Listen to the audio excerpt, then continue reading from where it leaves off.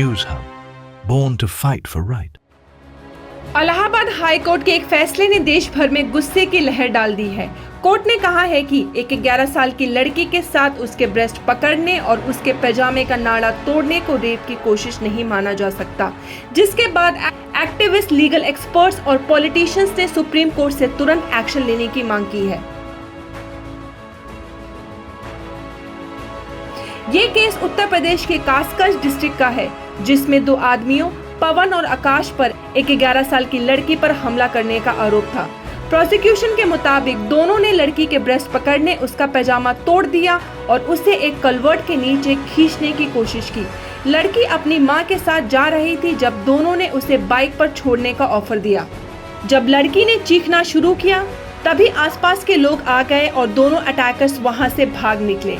Trial court ने initially in दोनों पर POCSO protection of children from sexual offence act के तहत रेप का केस दर्ज किया था, लेकिन जब आरोपी ने चैलेंज किया तो इलाहाबाद हाई कोर्ट के जस्टिस राम मनोहर नारायण मिश्रा ने रेप चार्जेस को हटा दिया और चार्जेस को असॉल्ट या डिसरोबिंग, इरादे से बाल के प्रयोग तक सीमित कर दिया।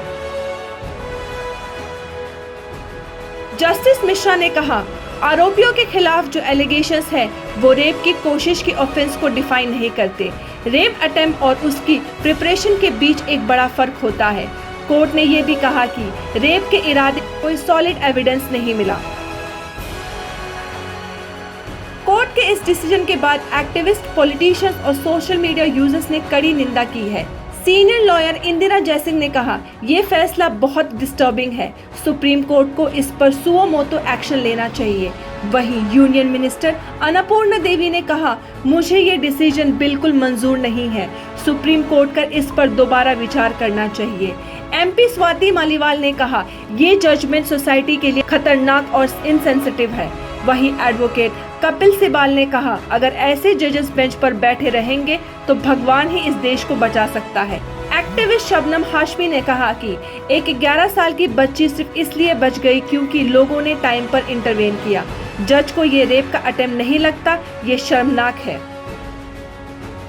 सोशल मीडिया पर भी इस फैसले पर तीखी प्रतिक्रिया देखने को मिली। एक यूजर ने लिखा, एक 11 साल की बच्ची के साथ ऐसा होना और फिर भी कोर्ट ने कहा कि ये रेप अटेम्प्ट नहीं था।